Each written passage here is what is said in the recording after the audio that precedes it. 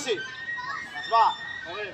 Napakita namin ni Kuya Dixon yung disarming. Balik first time sa ulit bumalik. Ngayon, gusto niya mag-defense open and with locking. Okay. 1, 2, 3, 4, 5, 6, 7. Good. 8. Alright. 2. Alright. 7. Boom. So, disarm. Disarm. Doon. Locking.